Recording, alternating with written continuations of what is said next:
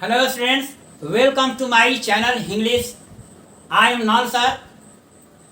मैं आप लोगों को प्रेजेंट टेंस और पास्ट टेंस के चारों फॉर्म पढ़ा चुका हूं।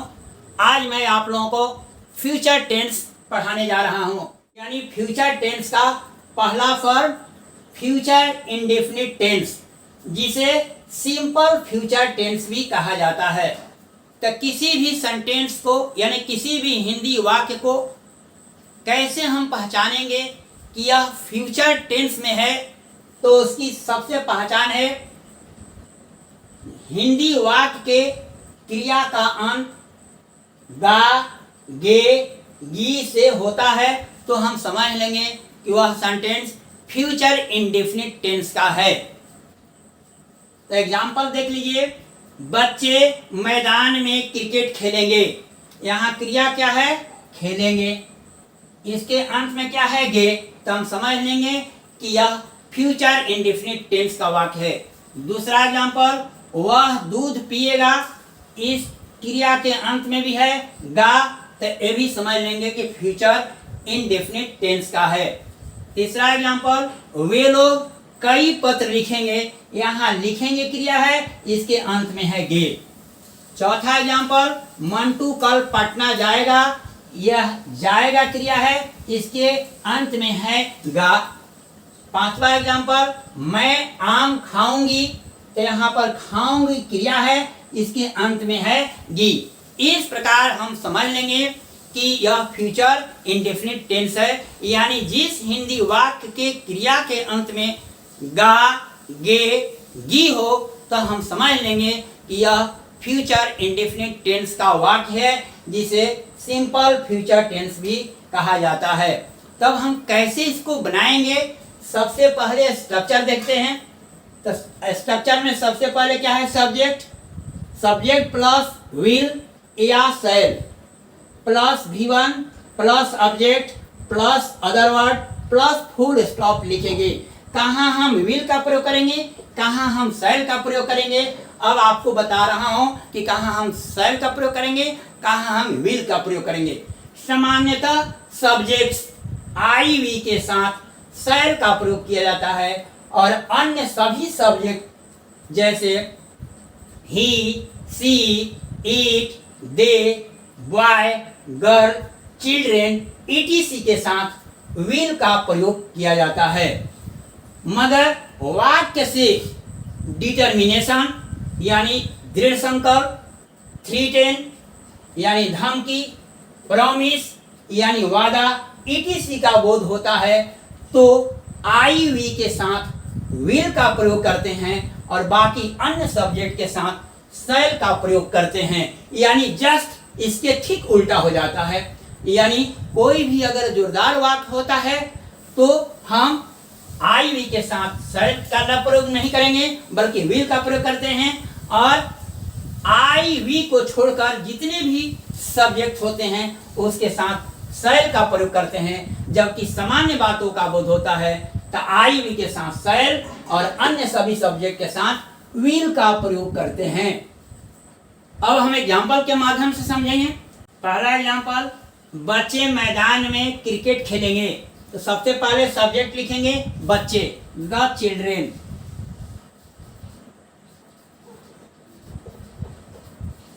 द चिल्ड्रेन सब्जेक्ट के बाद हम विल और शैल है, तो इसके साथ हम लिखेंगे विल। V1 खेलेंगे, यानी खेलना का इंग्लिश प्ले। इसके बाद लिखेंगे ऑब्जेक्ट, क्रिकेट है। इसके बाद अदर वर्ड यानी मैदान में, इन द फील्ड।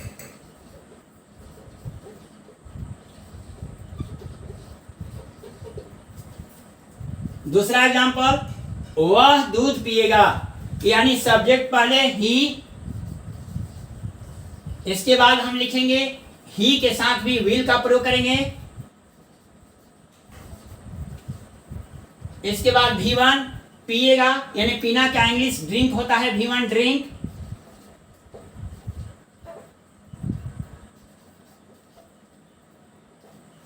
इसके बाद आप ऑब्जेक्ट, ऑब्जेक्ट में क्या है? दूध, लिख देंगे मिल्क,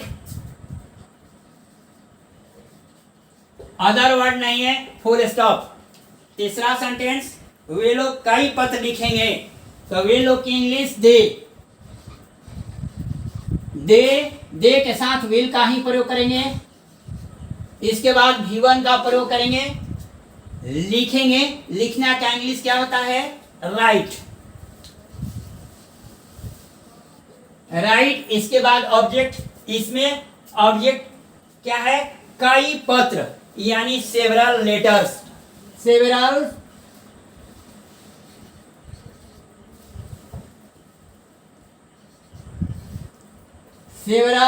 लेटर्स।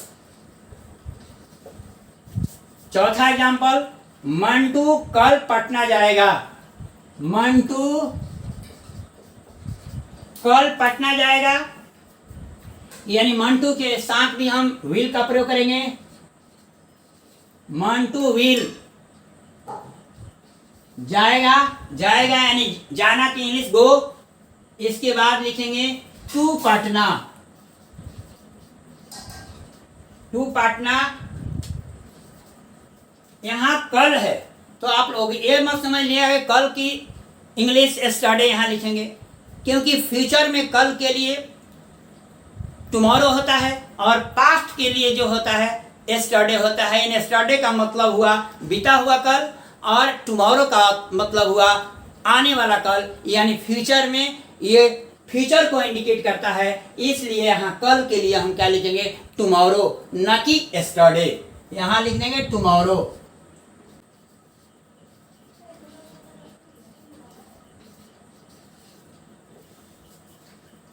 पांचवा एग्जाम्पल, मैं आम खाऊंगा, मैं आम खाऊंगी, तो मैं की इंग्लिश क्या होगा, आई के साथ हम क्या लिखेंगे, सैल,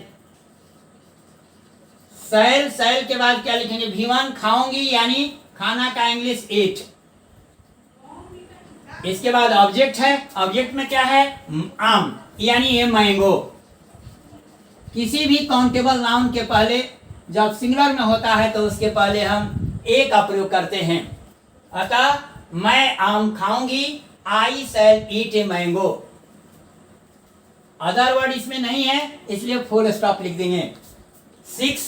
6 एग्जाम्पल है, हम लोग दूध रोटी खाएंगे, तो हम लोग की इंग्लिश वी के साथ क्या करेंगे प्रयोग, शैल, क्योंकि यहां बताया है मैंने कि आई वी के साथ शैल का प्रयोग करते हैं। अन्य सभी सब्जेक्ट के साथ ही, सी, ईट, दे, बॉय, गर्ल और चिल्ड्रन के साथ हम विल का प्रयोग करेंगे। अतः वी के साथ यहाँ हम शैल का प्रयोग करेंगे, शैल। इसके बाद भी1 लिखेंगे, खाएंगे यानी खाना का इंग्लिश ईट होता है, ईट लिख दिए। ईट के बाद ऑब्जेक्ट, ऑब्जेक्ट क्या है, दूध रोटी, इसलिए हम लिख देंगे milk and bread, milk and bread. इसमें अदर वर्ड नहीं है, फुल स्टॉप। वह मुझसे अवश्य मिलेगा, यहां अवश्य मिलेगा यानी इसमें डिटर्मिनेशन का बोध हो रहा है, दृढ़ संकल्प का बोध हो रहा है, इसलिए ही के साथ हम विल का प्रयोग न करके हम शैल के प्रयोग करेंगे। क्या करेंगे प्रयोग, शैल का प्रयोग करेंगे, क्योंकि जिस वाक्य के क्रिया से डिटर्मिनेशन, थ्रीटेन, प्रॉमिस यानी डिटर्मिनेशन का मतलब दृढ़ संकल्प, थ्रीटेन का मतलब धमकी, प्रॉमिस का मतलब वादा, यानी डिटर्मिनेशन, थ्रीटेन और प्रॉमिस का बोध होता है, तो हम आई वी के साथ विल का प्रयोग करते हैं और बाकी सभी सब्जेक्ट के साथ शैल का प्रयोग करते हैं। अतः वह मुझसे अवश्य मिलेगा, यहाँ डिटर्मिनेशन का बोध हो रहा है, अतः ही के साथ हम लिख देंगे शैल, ही शैल। इसके बाद भी1 मिलना का इंग्लिश मीट, मीट। इसके बाद ऑब्जेक्ट क्या है, मुझसे यानी मी। इसमें अवश्य की इंग्लिश मत लिख देना, क्योंकि इसी से ही के साथ हम शैल लगा देते हैं तो उसी से आपको डिटर्मिनेशन का बोध हो जाता है। अतः वह मुझसे अवश्य मिलेगा, ही शैल मीट मी। 8वां एग्जाम्पल है, चीकू अवश्य सफलता प्राप्त करेगा। इससे भी डिटर्मिनेशन का बोध होता है, यानी दृढ़ संकल्प का बोध होता है। अतः चीकू के साथ भी हम शैल का प्रयोग करेंगे। चीकू, शैल। इसके बाद V1 प्राप्त करना का इंग्लिश क्या होता है? गेट। इसके बाद ऑब्जेक्ट क्या है? सफलता यानी सक्सेस। सक्सेस, चीकू अवश्य सफलता प्राप्त करेगा, यानी चीकू शैल गेट सक्सेस। इसके बाद हम फुल स्टॉप लिख देंगे। एक दो और एग्जांपल देख लेते हैं। हमारा एग्जांपल, मैं तुम्हें कल जरूर पीटूंगा। इस सेंटेंस से धमकी का बोध हो रहा है, यानी थ्रीटेन, यानी धमकी का बोध हो रहा है। ऐसी स्थिति में हम आई और वी के साथ विल का प्रयोग करते हैं, न कि शैल का प्रयोग करते हैं। जब किसी भी सेंटेंस से सामान्य बातों का बोध होता है तभी हम आई वी के साथ शैल का प्रयोग करते हैं, और जब किसी सेंटेंस से धमकी देने का, दृढ़ संकल्प का बोध होता है, प्रॉमिस यानी वादा का बोध होता है, वैसी स्थिति में हम आई और वी के साथ विल का प्रयोग करते हैं और बाकी अन्य सभी सब्जेक्ट के साथ शैल का प्रयोग करते हैं। अतः यहाँ पर हम आई के साथ क्या करेंगे? विल, क्योंकि इस सेंटेंस से धमकी का बोध हो रहा है। और इसके बाद हम आई के बाद विल, विल के बाद हम क्या लिखेंगे? V1 यानी पीटना, पीटना का इंग्लिश होगा बीट। और इसके बाद क्या है? ऑब्जेक्ट। V1 के बाद क्या है? ऑब्जेक्ट। ऑब्जेक्ट इसमें क्या है? तुम्हें, तुम्हें के इंग्लिश यू। इसके बाद हम लिखेंगे कल।